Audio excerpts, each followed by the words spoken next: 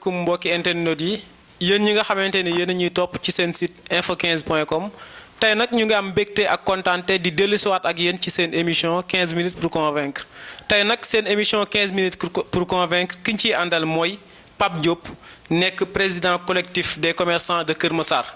moom lañu nar a àndal ci waxtaan bi laataa ñuy soowu ci biir waxtaan bi dañ koy bàyyi mu nuyoo su ko defee ñu soog a dugg ci biir waxtaan bi kon Pape ñu ngi lay nuyu ñu bàyyi la nga nuyoo ak ñiy suivre info15.com. waaw asalaamaaleykum mbokkum Sénégal asalaamaaleykum waa Kër Massar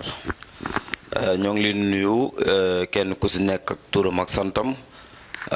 man nag je me nomme Pape Diop sama tur dëgg-dëgg Abdou Salam Diop la mais comme que Pape Diop bi moom la ñu gën a xam te moom lañ ma oowee moom lañ ma tuddee daal sama maam lañ ma tuddee ñu naan ma Pape Diop. Ouais, je suis le président collectif des commerçants de Kër Massar. En même temps, je suis adjoint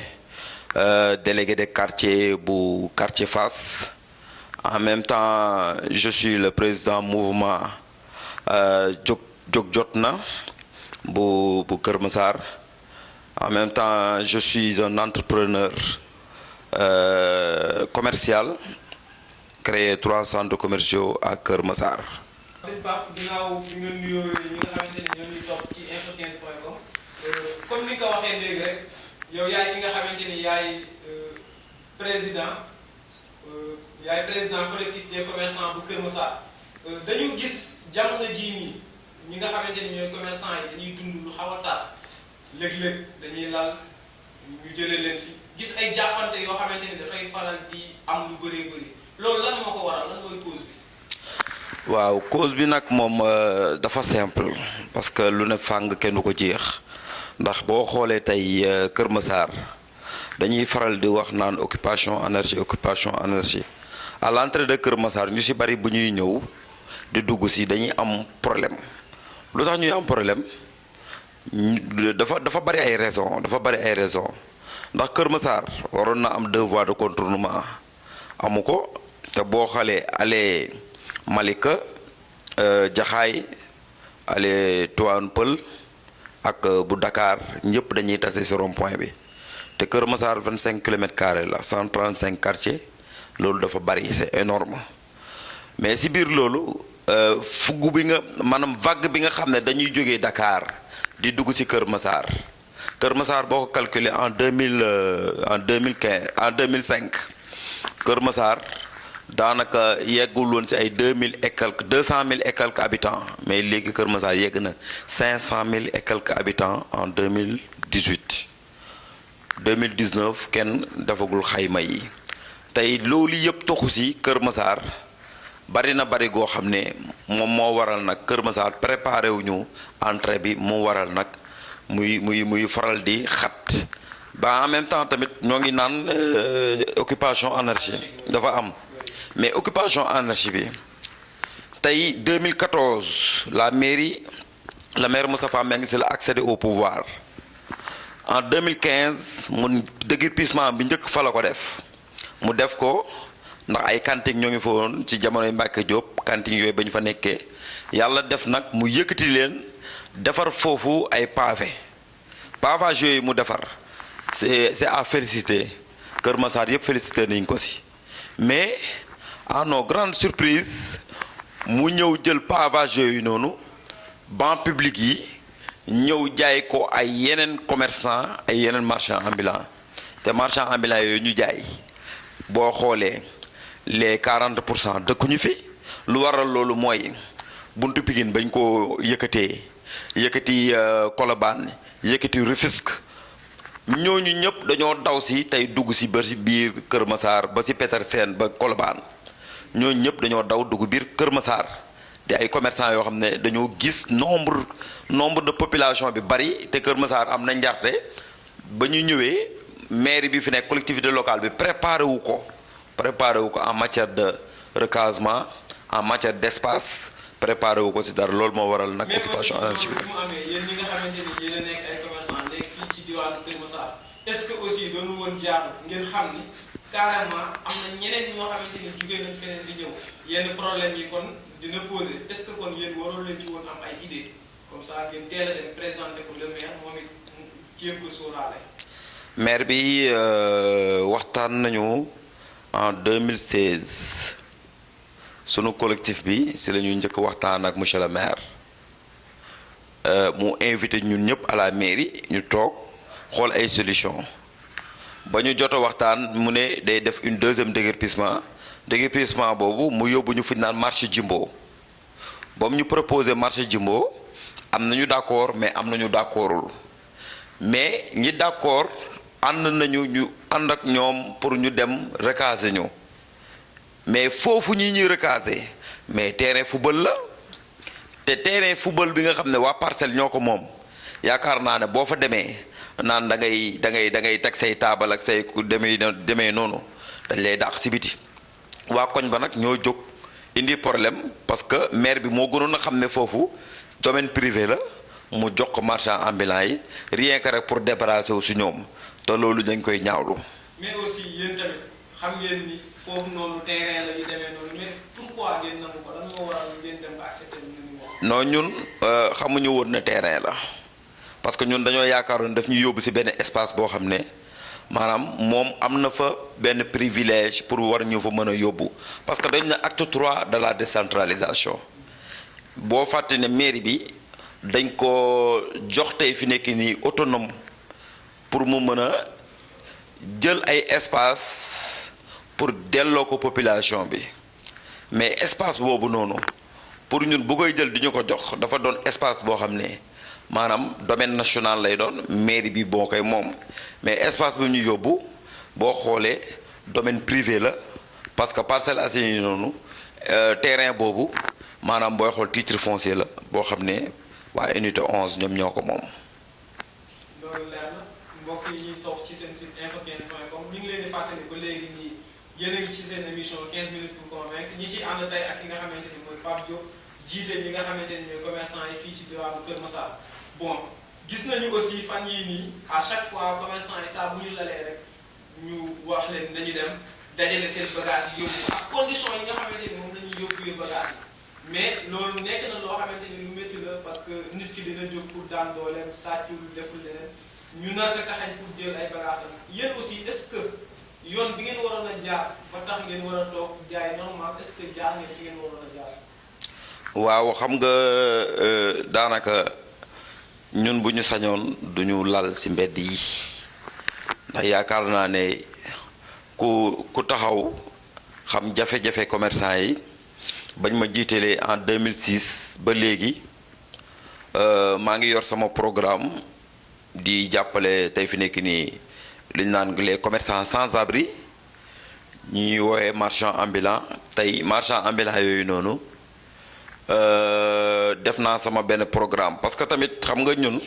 dañoo njëkk wane exemple kon ça veut dire ne dafa am benn exemple boo xam ne maire bi man waroon naa ko depuis le début dama ne ko Kër Massar dafa yaatu te à l'entrée de Kër Massar dafa doon benn réseau boo xam ne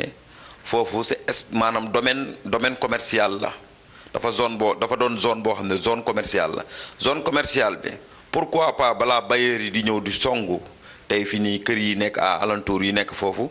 di jënd kër yeeg yooyu est-ce que ñun yow doo créer benn solution jëm fa def centre commercial temps boobu espace bi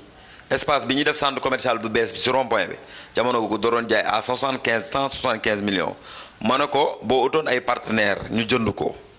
partenaires yooyu bu ñu ko jëndee bu boobaa di nga mën a dagg quantité à 1,50 m nga jox ko tous les commerçants mais defu si benn jéego.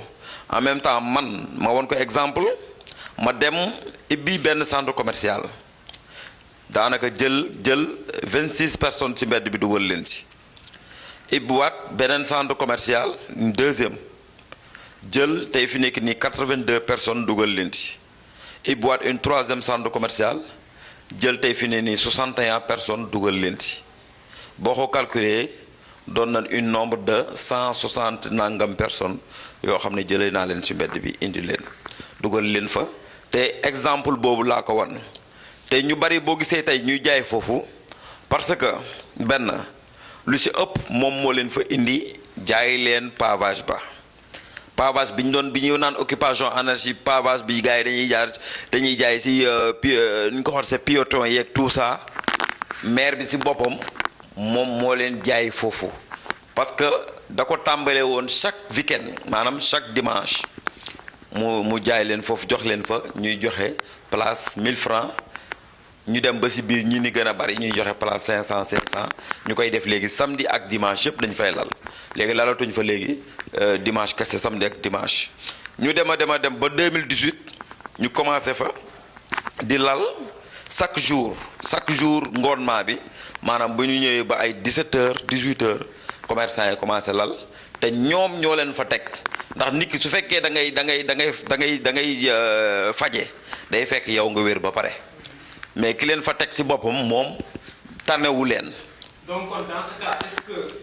ñi nga xamante ni ñooy commerçant yi ak maire bi est-ce que nekkuñu ay complices c'est-à-dire est-ce que du parfois dañuy déggoo ci dara ñu dem ba ci biir dootul arranger kenn ci ñoom kenn ki def du ko neex est-ce que du noonu lay demee woon. xam nga bu ñu nee commerçant yi marchand ambulant yi dañuy généraliser da nga naan ñenn ñi ci commerçant yi te ñooñu doon nañu ñu ci ñoo xam ne daanaka ñu ci ëpp bokkuñ ci collectif bi lu tax bokkuñ ci collectif bi parce que dëkkuñu fa. dëkkuñu mais ñu bokk ci collectif bi yëpp gisoo kenn koo xam ne dina dem ci pavage ba naan dafay lal am na nag ay femmes yoo xam ne dañuy jaay fruit dëkk ci dëkk bi nekk ci pavage ba di fa jaay parce que dañ leen a utulul zone boo xam ne dañ fay jaayee fruit à l'entrée de Kër Massar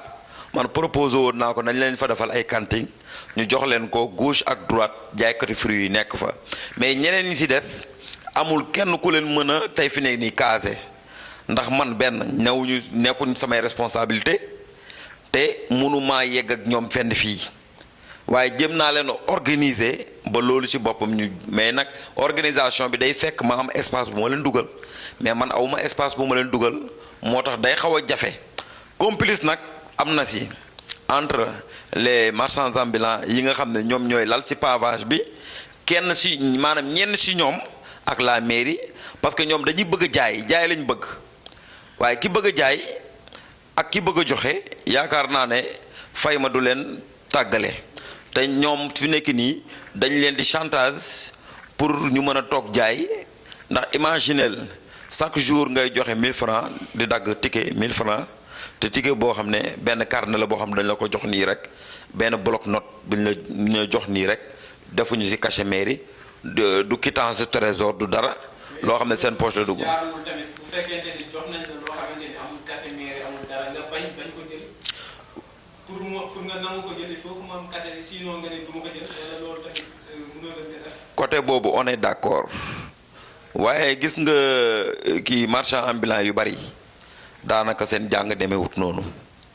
ñoom dañoo yaakaar nag ne liñ leen di jox yoon la man nag ñi nga xam ne ànd nañoo ak man sensibiliser naa leen ci ba. ñoom amatul kenn ku leen mën a jox tey fi nekk nii quittance bu dul quittance su trésor ñu jox la seen xaalis daanaka commencement bi doon nañ ko doon nañu jël seen quittance yooyu ñu daan joxe quittance fictive yi mais ba ñu demee ba xam ñu ci bari taxaw nañu tëj ne dootuñu jël quittance fictive bi nga xam ne lu dul quittance su trésor bi jógee wala boog juutimaan bi ñëw taxaw ñu dagg juuti loolu rek la mën a doon. mbokk yi yéen ñiy topp ci seen site Info 15 ñu ngi leen di fàttali ba léegi nii yéen a ngi ci seen émission 15 minutes pour convaincre ñi ci ànd ak ki nga xamante ni mooy Pape Diop diriger mouvement collectif des commerçants bu Kër Massar bon dañu dégg tamit ci ki nga xamante ni mooy kenn la ci ñi nga xamante ni ñooy xelal maire bi muy Moustapha Beng mu wax ñu laaj ko problème yi nga xamante ni ñoom ñooy am ndax ñoom mënuñu ci woon a am yeneen solution yooyu mënuñu problème yi lenn la mooy dañuy gis ni que ni Kër Massar jaaykat yi dañuy def fu leen neex ñu ñëw lal gën a xatal tali bi demee noonu te sax bëri na ñoom seen jëmu bopp ñu ne mu ni Moustapha Beng bëri na ay plainte yoo xamante ni sax jot na ko pour à ce que yooyu noonu mu wàññeeku donc kon est-ce que tamit nekkul ni loolu noonu moo tax ñoom ñiy def li ñuy def. xam nga pendant 4 ans 3 mois nit ki bu fekkee yow jëloo décision nga régler ko ba ñu ne yow sa mandat. daanaka maanaam 6 mois moo ci des nga bëgg a jóg bëgg a won population bi ne da ngay liggéey yaakaar naa ne amatul sens fi mu doon dàqee mooy ba mu accéder au pouvoir su fekkoon moom la muy wax moo ngi ci moom amoon na ay solutions yu bari yoo xam ne man en tant que président collectif des commerçants de Kër Massar tegaloon naa ko kon boog solution yooyu mënoon na leen jàppale mais amul benn solution boo xam ne moom def na ko boobu ak léegi amul benn cantine bu mu jàppalee commerçant yi amul benn maanaam centre commercial boo xam ne moom taxaw na heure bii pour jàppale ko commerçant yi lu dul benn centre commercial boo xam ne proposé woon na ko lu dul nekk na Sotrac bii la nekk kaso Sotrac mais jaay sa jaayukaay ba ndax rond-point Kër Massar booy def kii centre commercial yaakaar naa ne fa nga ko war a mën a def mais boo demee ba génn dëkk ba fi nga xam ne nekkul zone commerciale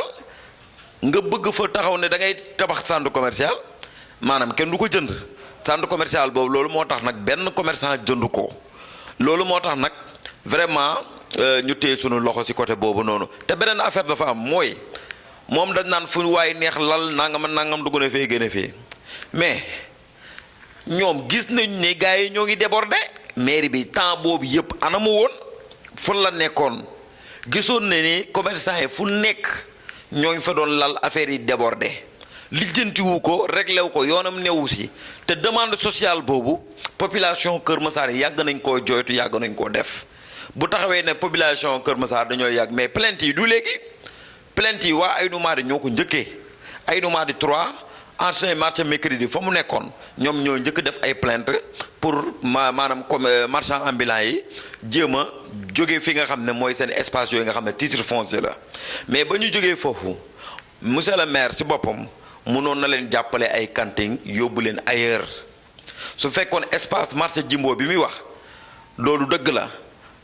espace boobu moom moo ko moom wala boog mairie bi am na si tey si nekk nii maanaam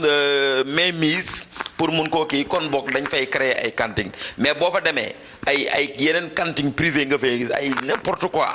nga fay gis amul benn proposition bu mu defal tey fi nekk nii te ñooñu maanaam dal fu leen neex moom moo leen jaay place yooyu ngay occupation anarchique bi am Kër Massar moom moo ko provoqué ko moom maire bi kon bu jógee fii naan ay nangam dugg na fee gën a fii kon moom population Kër Massar la yépp loolu képp la. donc kon loolu day rejoindre li ma waxoon léegi rek que ni parfois ñoom dañuy nekk ay complices loolu moom moo koy waral parce que bu fekkente ni ñoom ñoo la koy jaay ba pare mu xëy demee wax ne cela veut dire ñoom ñu nangoo jënd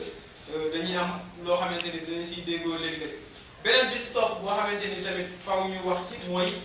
période bi nga xamante ni feet am na ak Kër Massar dina bëri yoo xamante ni dinay faral di nemmeeku yéen commerçant yi moment boobu bu ñëwee yéen fan ngeen di taxawee fan ngeen di teg seen ay tànk si boobaa. waaw man loolu boo ma ko tontoo dama ci sawar pour wax parce que boo xoolee tey feet yi commerçant yi dañ ciy jouer benn rôle bu am importance. parce que liñ daan jëlee Dakar di si sonn di dem ailleurs tey commerçant yi dañ koy indi di ko jaay ak Kër Massar ak prix bu baax nag prix bu yomb mais nag beneen affaire dafa am mooy su fekkee nañ ni commerçant yi dañoo bëgg a jaay yaakaar naa ne moom war na leen recaser foo xam ne du indi benn problème mu circulation wala di indi benn problème mu insécurité si dëkk bi. mais ñoom su fekkee commerçant yi dañoo déraper lal fu leen neex mais lan la mairie di jëriñ am nañu service technique boobu ñoom ñooy ñu war a ñëw organiser leen ba ñu jógee ci passage piéton yi jógee tamit tey fi nekk nii ci occupation voie publique yi nga xam ne ñit ñi dañ fay mën a jaar. est-ce que nekkul service technique bi moment bii nii loolu la nekk di commencer def est-ce que nekkul ñoom xalaat nañ ni insécurité bi nga am parce que commerçant yi bu ñu dee lal ci tali yi ñoom ñi ngi dundee insécurité est-ce que nekkul ni tamit loolu lañ xalaat moo tax ñu commencé di def li ñuy. waaw ñoom loolu lañu commencé def mais médecin après la mort ndax benn doo bàyyi ba sa élection locale ñëw des 6 mois yow nga ne da ngay jóg di changer tey fi nekk nii chef de service technique boobu indiwaat keneen te kooku nga indi bees la c'est normal il faut que mu ñëw wane boppam yaa may dégg mais si biir loolu noonu waroon na ko war a mën a def bu yàgg ndax boo xoolee tali Kër Massar yi suuf si dafa lekk tali yi lan moo waral loolu xam nga Kër Massar dafa am cas yu gën a urgent que yi muy wax. yéen ñi ñu topp ci seen site info15.com ñu ngi ak yéen ba léegi ci seen émission 15 minutes pour convaincre ñu doon ci ànd ak ki nga xamante ni mooy Pape Diop nekk président collectif des commerçants bu Kër Massar yaakaar naa bëri na loo xamante ni jot na ko leeral bëri na point yi mu jot a indi mu mel ni nag waxtu bi daf ñu dab mais laataa ñuy tëj rek dañ koy bàyyi moom mu wax ñu lan lay ban appel lay def ci ki nga xamante ni mooy monsieur le maire Moustapha Mbengue lan lay xaar ci moom ci ñi nga xamante ni ñoom ñooy commerçant yi comme ça su ko defee ñu soog a joxante dig daje ba leen dimanche incha allah. man lu may xaar tey fi nekk nii si monsieur le maire Moustapha Mbengue mooy mu delloo si xelam xamal ne nous sommes des citoyens te doomu Kër Massar lañu am na ñoo xam ne bu ñu fi dëkkul sax ce sont des citoyens sénégalais te ku si nekk am nga droit fu la neex nga dem fa liggéey en tant que citoyen fu la neex nga taxaw fa nga wax walla nga commerce fa mais ñooñu ñëpp tey su fekkee da leen a jël dëgër piir leen te amul benn solution bu mu leen indil ça pose problème te yaakaar naa ne bu ñu déguerpissement balaa ñu naan déguerpissement am na lu ko jiitu mooy lu ñu naan débat boo xam ne tey débat élargi lay doon da ngay woo couche yëpp mooy les tabliers commerçants yi nga xam ne tey fi nekk nii c'est ñoom am nañu place woo tey fi nekk nii ñi nga xam ne ay marchands ambulants lañ parce que woo ñu baree bare woo couche yëpp woo mécaniciens yi woo ñi nga xam ne ay ferrailleurs lañu woo ñëpp ci benn table ngeen toog waxtaan mais waxtaan bi lu muy doon mooy man de dama leen bëgg a yëkkati waaye fii laa leen bëgg a yóbbu su ko defee ñu waxtaan ba trouver benn consensus boo joxee sommation yi d'accord nañ joxe na ay sommation mais sommation yi mu joxe baaxul nu mu tax ñu ne baaxul parce que sommation dafa war a am avis favorable boo xam ne le sous-préfet moom moo ko war a joxe ak le commandant ak moom le maire lui-même seeni cachet ñoom ñëpp dafa war a am mu doon benn arrêté boo xam ne leer na ne ñoom ñett ñoom ñoo ci d'accord te sommation bu ci nekk dañoo waroon def recensement ba pare ñu soogaa di bind sommation yi maanaam sommation bu ne day am tur sommation bu ne day am tur mais sommation yi ñu jox ay sommation fictif la sommation yoo xam ne cachet